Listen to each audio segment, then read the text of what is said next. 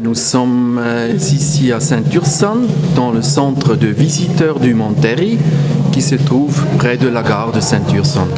Aujourd'hui, nous avons la journée des portes ouvertes, parce que cette année, on fête les 20 ans du laboratoire du Mont Terry.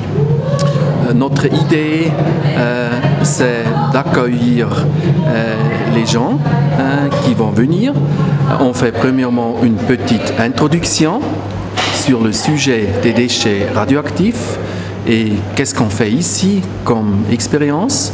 Et après, on transporte les gens dans le labo et dans le laboratoire, on peut leur montrer nos expériences et aussi c'est important, les gens peuvent demander des questions et les scientifiques qui sont aussi là aujourd'hui peuvent répondre à leurs questions. À tout le monde. Alors je vous arrête ici. Je vais d'abord vous montrer un plan du laboratoire. Donc un plan vu du ciel avec différentes couleurs. Je vous explique. Nous sommes arrivés par là. Nous avons traversé donc cette couche de calcaire et nous nous sommes arrêtés là. On s'est arrêté là. Moi je vous ai pris comme ça et on va faire un tour dans ce sens-là, une boucle. Et l'autre groupe va faire dans le sens contraire. Je vous explique juste ces différentes couleurs. Vous avez différents types d'argile. Vous avez une argile type argileux et une argile type sableuse. Alors, vous le verrez, déjà ça se voit, et c'est aussi assez important au niveau de la construction. Très très intéressant. Alors voilà. Alors ici, pour la sismologie, parce que qu'est-ce qui se passerait s'il y avait un tremblement de terre? L'université de Stuttgart qui a fait des études. Toujours à 45 degrés, mais vous avez une partie là qui est toute triturée, endommagée, vous voyez?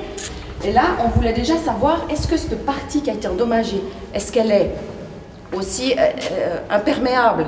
Elle vous a expliqué que l'argile est très très faiblement perméable. Elle ne laisse pas passer couler l'eau. Eh bien, dans cette zone aussi, c'est intéressant à savoir que là aussi, cette partie d'argile, elle garde les mêmes propriétés qu'une argile plus homogène, comme ça. Donc s'il devait y avoir des petites failles, on sait déjà que ce ne serait pas un souci. Donc elle garde les mêmes propriétés que l'argile homogène. Et puis vous avez de l'autre côté, si quelqu'un se souvient du nom de la petite bébête, c'est juste pour vous montrer notre jolie amanite.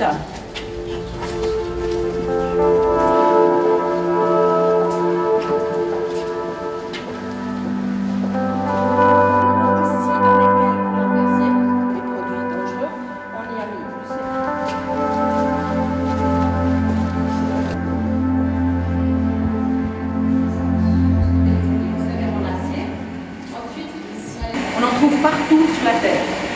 Et d'ailleurs, vous en trouvez dans les magasins. Vous pouvez l'acheter tous les jours. Ça vous fait penser à quoi ça?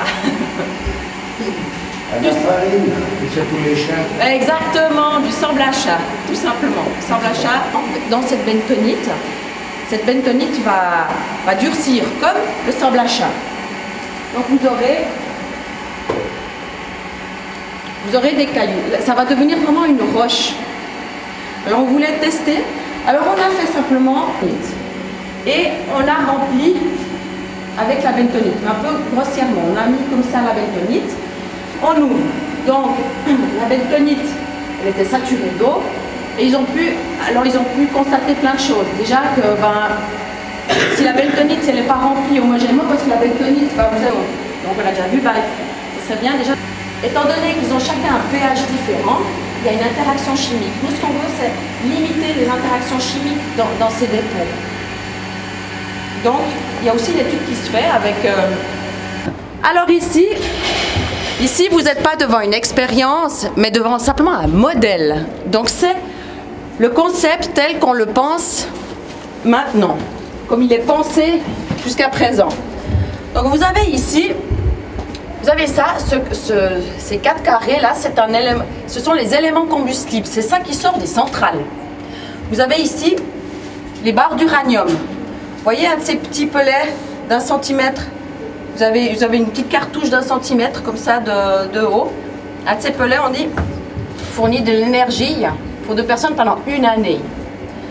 Donc ces éléments combustibles usés, ils sont sortis des centrales, ils sont plongés dans des piscines pendant environ 2-3 ans pour refroidir. Ensuite, ils sont mis dans ces grands castors. Est-ce qu'elle vous a mis la photo sur la présentation? Qui sont ces gros conteneurs blancs, très grands, qui sont au Zwilag. Donc, ce sont des gros conteneurs qui pèsent environ 140 tonnes.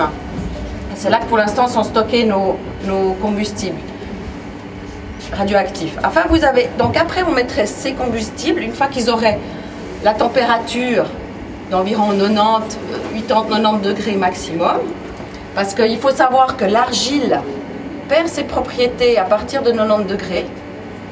Donc c'est pour ça qu'on doit laisser refroidir ces déchets. Donc ces déchets, une fois qu'ils sont à température voulue, on les met dans un conteneur en entier d'environ 15 cm d'épaisseur. Alors je vous dis de l'acier. Pour l'instant, c'est le matériau qu'on connaît le mieux. Pour l'instant, c'est ce qu'on a prévu. On essaye. Il y a toujours de la recherche qui se fait. On a encore du temps, mais il y a toujours de la recherche qui est derrière. Savoir s'il n'y aurait pas un autre matériau plus approprié. On a par exemple essayé la céramique. Mais la céramique, il y a des défauts pour la soudure, ou bien c'est très cassable aussi. Enfin, il y a plein de paramètres. Mais pour l'instant, on reste sur de l'acier. Donc, la première barrière, le système des barrières techniques. Donc, la première barrière, c'est le conteneur en acier. Ensuite, vous avez la bentonite. C'est un lit de bentonite parce qu'il faut bien pratiquer, il faut poser les conteneurs sur quelque chose. Donc, c'est simplement de la bentonite mais compressée. Et puis, donc deuxième barrière et troisième barrière, l'argile opalinus. Voilà le concept tel qu'il est pensé. Alors, pour l'instant, c'est comme ça, mais la recherche continue, on est bien d'accord. Parce qu'on remarque, donc si le conteneur avec de l'eau porale, il va commencer à corroder, les rails aussi. Alors est-ce qu'on va mettre des rails ou pas? Ça, on ne sait pas. Est-ce qu'on va mettre, on ne voudrait pas mettre ces treillis en acier aussi, est-ce qu'on va les mettre ou pas? Voilà. Un système physique, enfin chimique, qui crée de la radioactivité, puis c'est ça qui nous donne de l'énergie.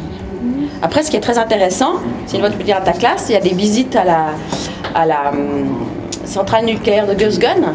C'est très intéressant. C'est aussi des visites gratuites, c'est très intéressant pour comprendre comment vraiment ça se passe. Ici, je vous explique vraiment le laboratoire, ce qui se passe dans le laboratoire. Je ne fais pas partie d'une équipe de nucléaire.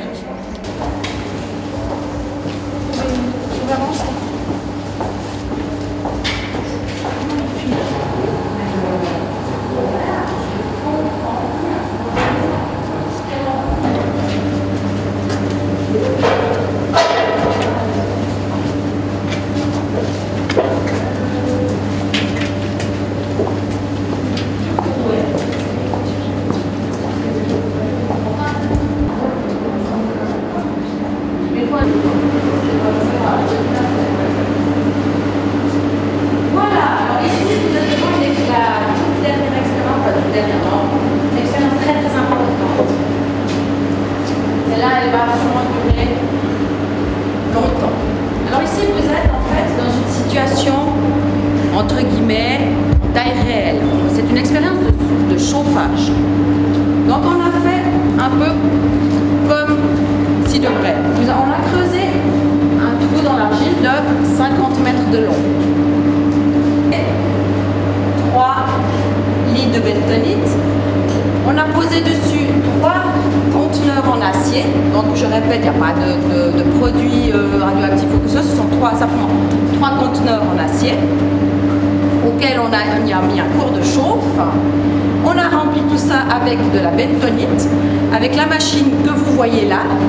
Ça, c'est justement une machine qui a été mise au point exprès pour cette expérience, donc avec une vis d'Archimède qui projette donc la bentonite homogénéiquement. Voilà. De manière homogène, voilà. Et puis, on a fermé. Et donc, tout autour, vous voyez toute une panoplie, vous voyez toute une série de fils. Alors, vous avez environ entre 1600 et 2000 capteurs. Des capteurs de chaleur, de pression, pour le bruit. Vous avez toutes sortes de contacteurs, de senseurs qui vont nous donner des informations. Non, il y a du soleil, on va quand même ressortir. Vous avez des questions?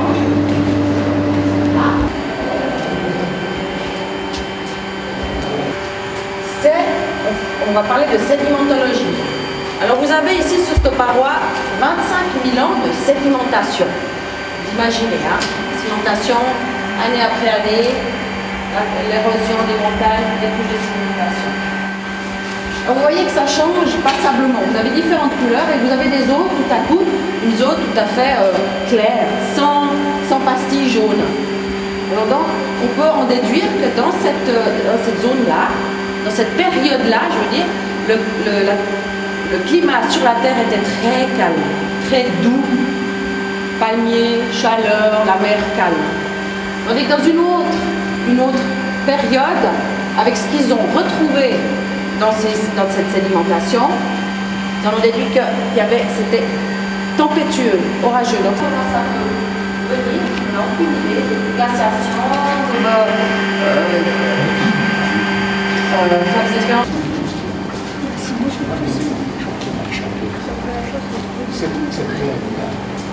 C'est passé dans laquelle on peut stocker, parce qu'avec les tissus, je crois que j'ai pas compris. Tu veux compris quelque chose? Non, typiquement, on a créé lequel on stockait, parce qu'avec ces fissures... Non, alors de temps en temps, il y a un petit morceau qui tombe, voilà, on fait le ménage, mais voilà pourquoi type sableux, c'est quand même plus adéquat pour la construction. Donc. Et vous voyez, c'est rond, c'est ces haveuses, c'est ces grignoteuses. Donc une paroi comme ça, 1 mètre par jour. Ouais. Alors ici, une expérience qui date aussi, assez ancienne. Je vais aller juste vers le tableau pour vous expliquer. C'est juste une expérience de diffusion. Là, on voulait déjà savoir comment se diffusent les radionucléides dans l'argile. Alors, on a toujours par un système de rinçage, tout simple. Donc c'est une des premières expériences. Maintenant, les progrès sont... Il y a beaucoup de progrès dans ce domaine-là, mais ça, c'était une des premières expériences. Donc, on a fait un trou dans l'argile, on a injecté des radionucléides et on l'a laissé tranquillement tourner dans cette argile. Et quelques années plus tard, on fait un surcarottage. Donc, on sort tout ça, on vient en laboratoire avec une scie. Pas celle-là, hein, je te rassure, ça marche pas. Mais on coupe en fines lamelles et puis on va regarder comment, depuis le noyau, comment se sont déplacés les radionucléides. Ah ben, il y en a, par exemple, eux, ils restent près du noyau. Après, je ne vous parlerai pas de polarité et tout ça, mais enfin, il y en a qui restent, qui ne bougent pas, qui restent près du noyau. Il y en a qui vont un peu plus loin, il y a des plus courageux. Et par rapport à la distance qu'ils ont fait, on peut déjà déduire, on peut extrapoler certains calculs. Et puis, cette expérience a été faite avec un type de radionucléide, et puis il y a d'autres expériences qui continuent dans d'autres paramètres, dans d'autres faciès. Vous voyez qu'on ne reste pas cantonné sur une expérience, tout continue.